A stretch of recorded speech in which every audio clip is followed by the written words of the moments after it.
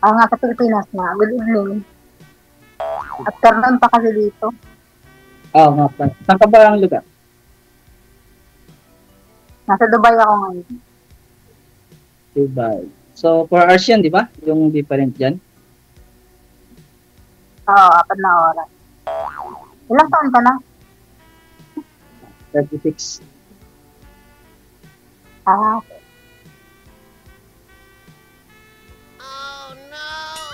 Single pa kayo? Or single dad? Single dad ako. May isa akong anak. Pero matagal na kaming hiwalay. Almost done na. 10 years na. Tagal na pala.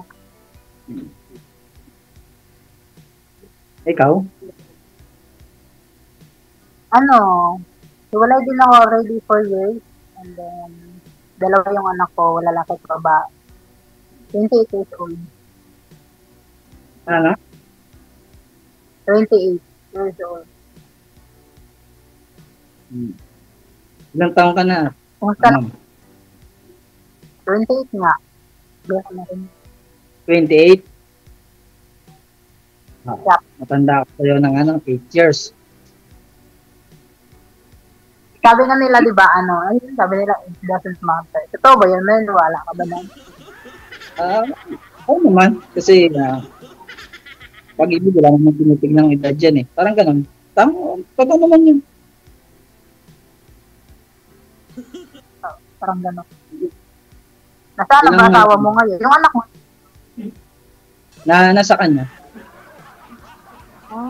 Malaki na yung anak mo. 16. Babae, lalaki? Lalaki. Ay, binata na. Oo, binata. Tayo, ilang taon na? Wait lang ha, pupunas lang ako sa lamin. Isisilaw ako. Baka pwede walang salamin, sir? Kung walang salamin, sir, malabo po ba pag walang salamin? Hindi kaya, sir kasi hindi ko makikita yung kagandahan ni ma'am. Aha. Laki naman malaki na. Yung pangalan ko, 10 years old, lalaki. Saka yung bunso ko, mag-6 kami December, babae.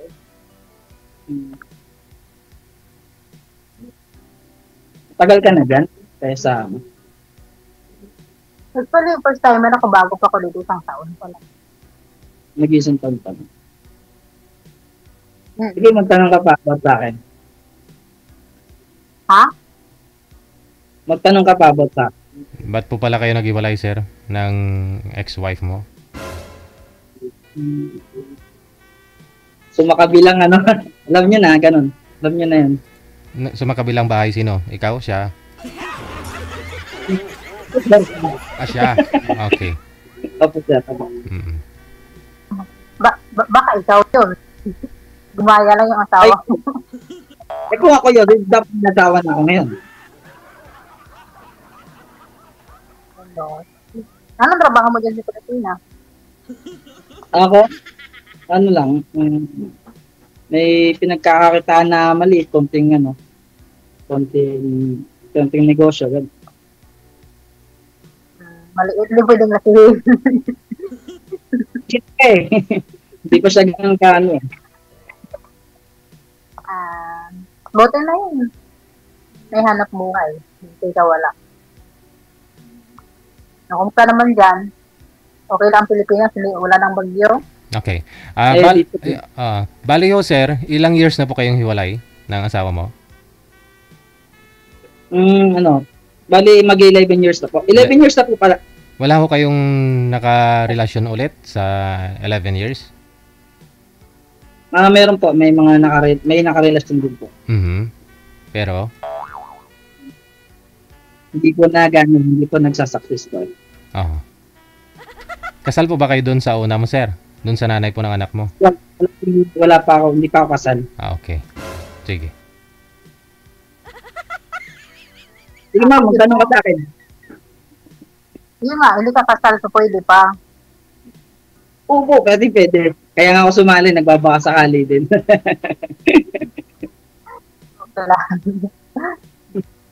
Ako naman, actually, kasal. Pero, hindi legal. Ano daw? Hindi legal. Kasal na hindi legal. Meron ba? Long story kasi yun, saka yung ito ngayon, actually, may communication naman kami para lang sa mga bata. And then may kinakasama na rin siya ngayon. Yung kinakasama niya ngayon is, best friend ko dati. Ay, yung kasama na ngayon, friend mo? Ah. Joke. I-explain mo nga po, ma'am, bakit ho hindi legal yung kasal niyo? Hindi nakarehistro? Yes, hindi po. Kasi nung kinasal kami, 17 years old pa ako noon. And then, Oo. kinasal kami, sabi nung nakasal sa amin, saka na i-process yung marine contract, magiging 18 na ako. Nung naging 18 ako, pinrocess ko naman, pero wala talaga. And then, nung naghiwalay kami, yun nga, nagkaroon kami ng misunderstanding nang sa napunta sa hiwalayan, and then nagbaranggayan, gano'n. Kasi may ito na ito, ganyan. Mhm. So, umuwi ako ng Mindanao, last 2021, 2022 ata yun. Doon, nagpirmahan kami. Mm. Ano, pumunta ako ng PSA, kumuha ko ng tawag nito, Sinumar? yun nga, sinumar. Wala, negative result. Mhm. So, wala. Bakit humantong sa baranggayanan, ma'am? Dumating ho kayo, nakapunta kayo ng barangay? Yes po, kasi po, para po wala ng habulan kung mag-aasawa siya, so hindi na ako makikialam. And then yung mag-aasawa ko, hindi na siya makikialam. Kung baga, yung ano namin doon, wala nang pakialaman, pero still yung suporta, sustento, or communication is para lang sa mga bata. Kasi yung panganay ko nandoon sa kanya, nag-aaral niya yung grade 5. And then yung bunso ko is nasa akin, nasa Manila, nag-aaral din ng daycare. So, kumbaga yung pag-uusap namin lagi ng apat is dahil sa mga bata. Kasi yung pinag-usapan namin sa barangay na, except na yung mga relationship namin dalawa, ang sa amin lang doon is yung sa mga bata. Ano po ba dahilan talaga na Pero naghiwalay kayo? nananakit po kasi yun. Kaya pinabarangay mo. Kaya kami naghiwalay kasi ito na kasi. Pero yung pagbabarangay kasi is talaga para maging ano lang yun ba, yung maging legal yung paghiwalay namin. Wala na pakialaman, walang issue, walang habulan, ito ganyan. Lately lang po pala siya nagkaroon ng bagong kinakasama. Bandang huli na ho, no? Actually, yung kaibigan ko talaga, hindi pa kami totally naghiwalay before. Plano na niya yun. Plano na niya pala na parang gano'n, nagawin. Kasi hindi pa talaga kami naging parang misunderstanding ng away-away. Hanggang natuluyan. Kasi best friend ko kasi dati, nag-apply ako ng abroad year 2021. Doon ko lahat sinishare sa kanya yung problema ko about sa family ko. Kasi nga, best friend sa kaibigan ko siya. Ang ginagawa niya pala, yung mga sinasabi ko, doon niya sinusulsul doon sa ex ko. May communication pala sila. Hanggang sa sinisiraan-siraan niya ako hanggang natuluyan. Best friend mo pala yun, no? Ahas pala yung best friend mo. Parang ganun. Tagal na yun. Okay. So, ikaw naman po magtanong kay sir, ba't siya hiwalay, ganon. Kung ano yung mga tinanong ko sa iyo, ma'am. Ba't siya single ngayon? Pangalan mo? Paulo, Ano nga ba? Ito, wagin mo na akong Paul. Paul. Okay. So, baka may itatanong ka pa sa akin, buti na itanong mo na ngayon pa. Hindi ko naman.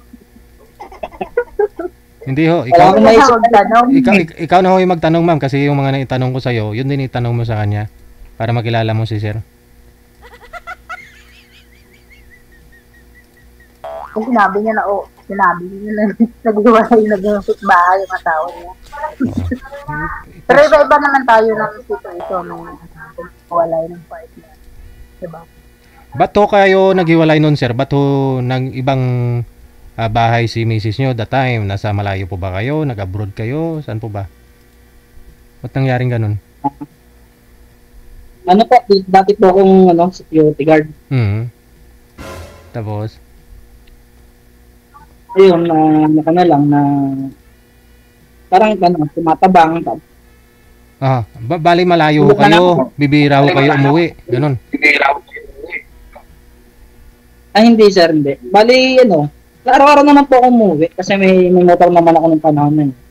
Pero Dito lang kung tumatabang. Bakit ho? ano ko eh. Hindi ko po alam kung anong rason kasi hindi naman ako nanganak eh. Wala naman akong bisyo. Yung sahod ko, sa kanya naman. Ewan ko lang ba, siguro mayroon siyang nakita doon na wala sa akin siguro.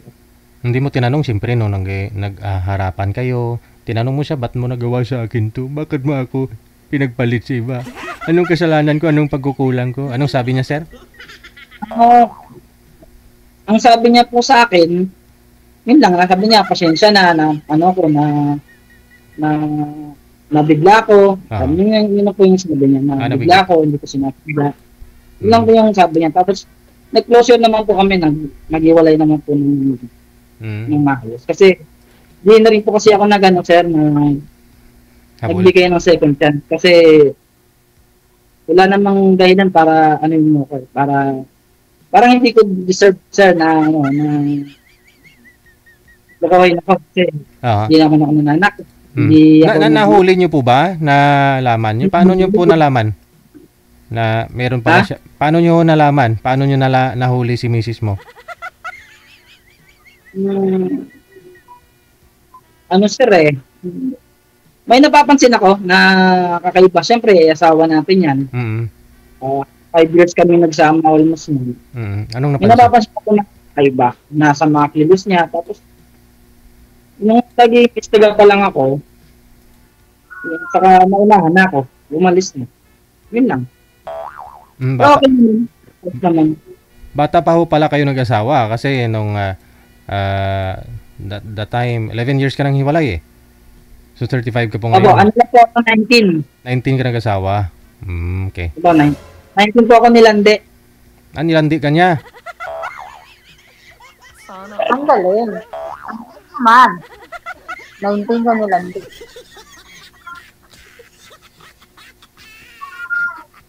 Kaya pala. Kaya mama, ano kayo nilandi? 17 daw eh.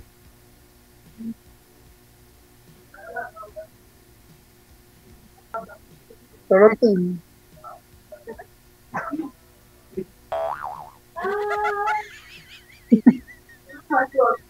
Magtanong ka pa naman. Magtanong mo ng kahit anong klase ng tanong.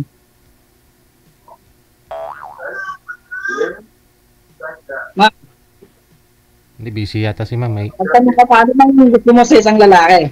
Sige, magtanong ka. Anong gusto mo sa isang lalaki? Simple lang.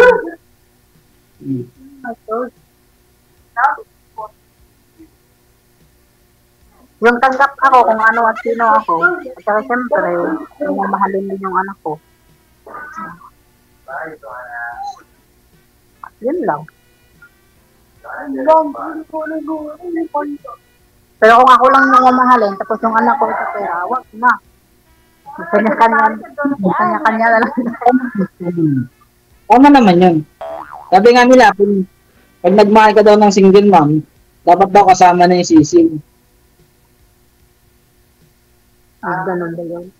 Tama naman yung wala naman akong wala akong say doon sa ganun. Wala akong sasabi. Hindi naman para pa-adjust. Hindi naman kasalanan na maging single mom kayo para sa akin. Hindi nyo kamalian. Napunta lang kayo sa mga maling tao, parang gano'n. Sa maling tao lang kayo.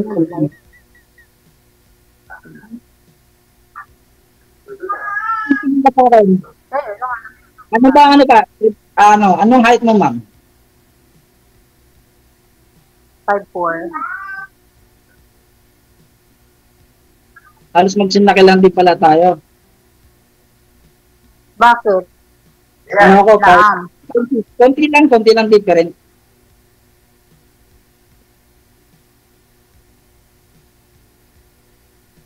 Five, 6 ako, ma'am.